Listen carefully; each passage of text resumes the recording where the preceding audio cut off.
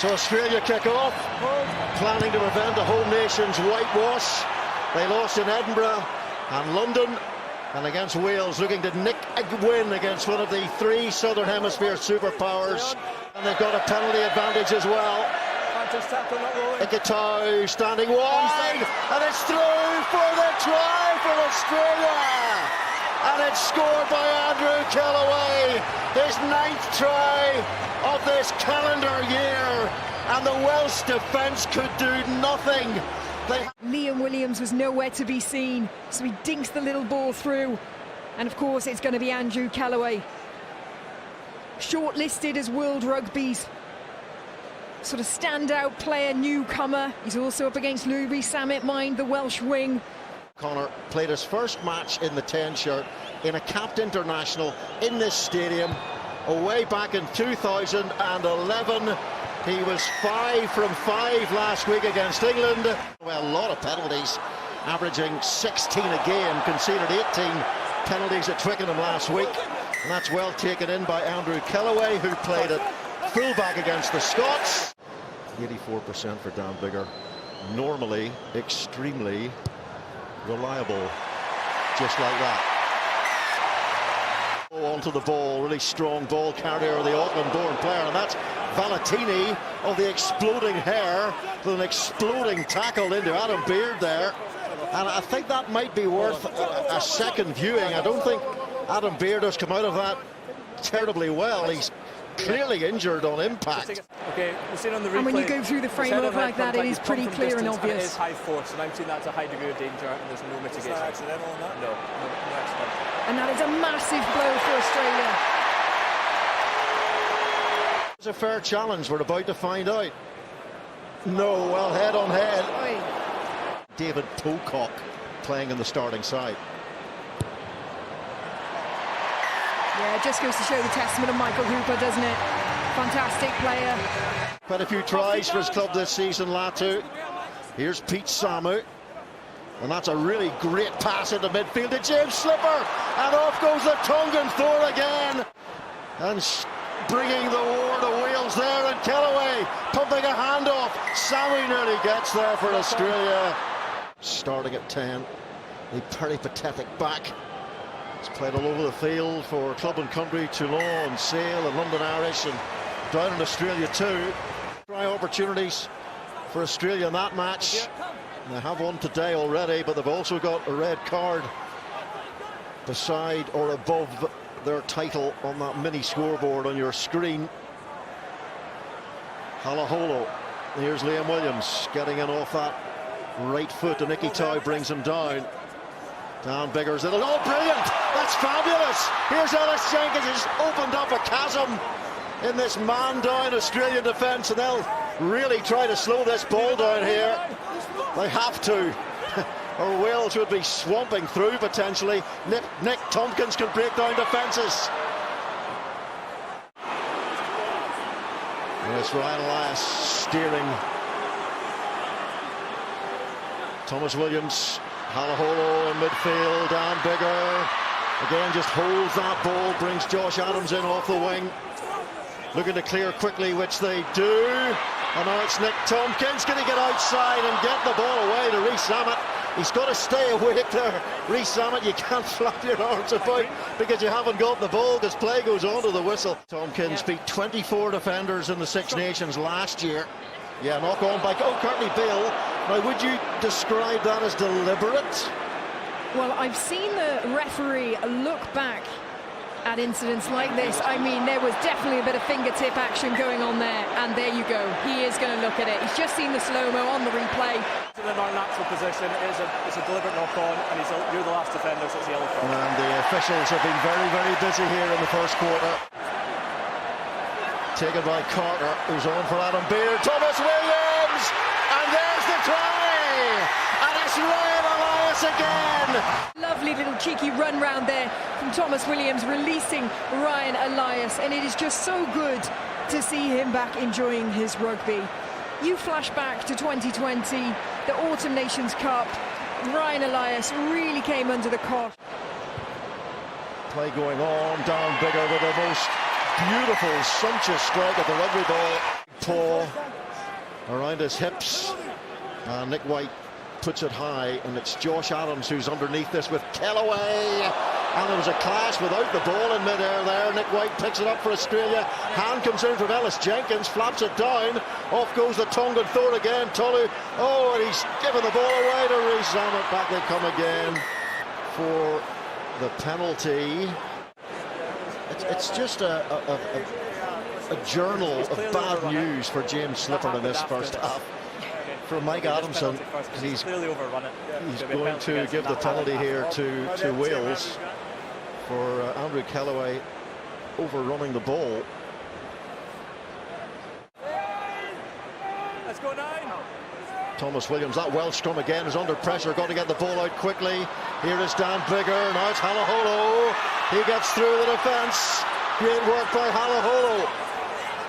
Thomas Williams, Dan Biggar, plenty of Welsh numbers out there. Ellis Jenkins steps inside the attempted tackle of Tolu Latu. There's an offside here, and then the inside ball, and Wainwright fumbles it. There may well have been a gap in front of him to go through, but he was never going to find out because he didn't have the ball in his hands, did he? Today, should he deliver? 95th cap for Wales today, Dan Biggar. Slipper is working really, really hard to skip it in there at the breakdown. But away come Wales inside their 22 through Tompkins. Now Liam Williams puts it through for Josh Adams. Needs the bounce, gets the race, pulled back. Pulled back very clearly there by Liam Ikitau. Boos all round the stadium. But what might it have led to with these two sides now? It's all getting very rumbustious out there. Tempers are definitely rising. That was a really cynical play by Tom Wright. That's not fair in the game. He can see he's been beaten. It's a desperate grab at the shirt. That's wrong. Elias to Seb Davis. That's a better line out. Went to the front this time just to make sure it was safe and secure. One stop. Elias, Thomas Williams went on the blind side, chip into the space. Tompkins came off the head. Eventually they're away here through Tom Wright, Curtly Beale. There's nobody back for Wales. Dan Biggar is the last man. He's going to be first to the ball, and he says, let me continue my chat with Michael Adamson down the tunnel if I still have the breath. Having haired back 70 metres, he's got his hands on his knees, Dan Biggar. Maybe he won't have the puff to continue the argument with Michael Adamson. But it's half-time here at the Principality, and it has been an incident-packed opening 40. Seems to be that playing against Wales carries a lot of jeopardy. Rob Valetini, the 5th player to be sent off against Wales in the last 11 months. Players playing almost as individuals. Hunter Paisami made a couple of good breaks against the English, though. And there's a knock on there. They went backwards says Mike Adamson. So a free run to the line for Nick Tompkins. See, look at him. Back. I'm in. You can't stop me. Try catching me. Good, clear communication to the referee there. There's 2 rounds coming off the bench. They're making his impact. There we go. Tane Basham. Pointless clear out there by Gareth Thomas. He's not even securing over the ball. Yellow card, Philippa? Yeah, right decision. A tough lesson for the young guy to learn, but absolutely unnecessary. James O'Connor. Here is Curtly Beale, dangerous man, and he gets away, and Curtly Beale is away, and here's the chance now for Australia, and it's Nick White. He must get there. On to the ball. He's running as fast as he possibly could, but the pass just makes him run that little bit faster, which just allows him to beat the defenders coming through. Floor then to dive over. Well, that was the Curtly Beale of old. Classic Curtly Beale. Well, they did finish that match explosively. Could do something similar here as Carter takes that ball, and it's Biggar, flatter on the line. Here's Tompkins. This is what he's so good at. He beat 5 defenders against Fiji. He's beating defenders again here tonight against Australia. Yeah, there was an earlier collision where both off the ball. Yeah. Dan Biggar and Josh Adams took a while to get back up from that one. Well, that is Hunter Paisami.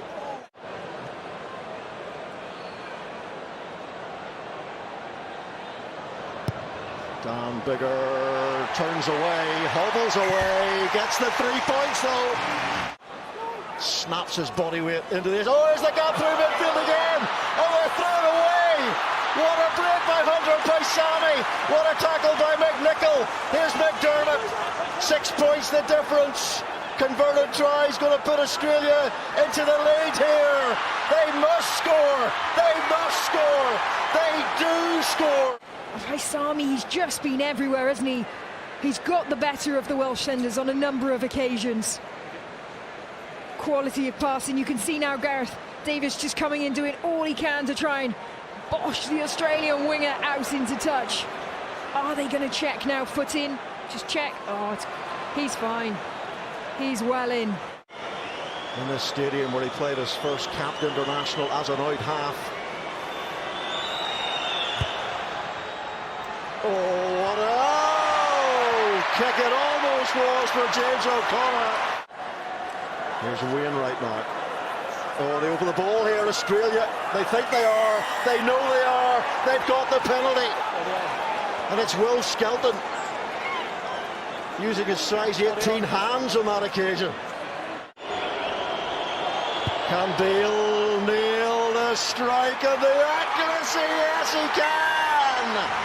The old man delivers for the Wallabies. Gareth Davies now. Gareth Davies away. He's done it to Australia before. Gareth Davies. Liam Williams won a tackle by Fainga. And Wales come again in waves. Is this their big moment? 10 seconds to go. Ben Carter throws himself forwards towards the line. Chinza goes. Chris Chinza to Wales. Dylan Lewis now. He can't get their advantage offside, so the discipline has let them down. So they've got a free play to get the match-winning try here, Wales. Chinza! Can he get to that whitewash? Mike Adamson says held up, but it's a penalty advantage. Well, it's been a kick-off at the end between the old lags. Curtly Beale for Australia, now Rhys Priestland, right smile from Wayne Tubac, 34 years of age, winner of the Slam in 2012 with Wales.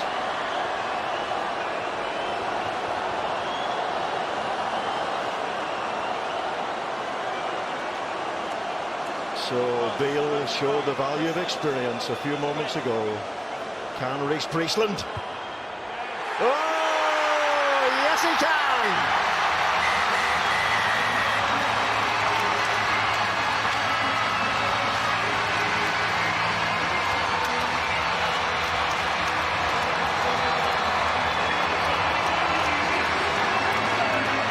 And the crowd have just gone insane. They could feel that game was so on a knife edge.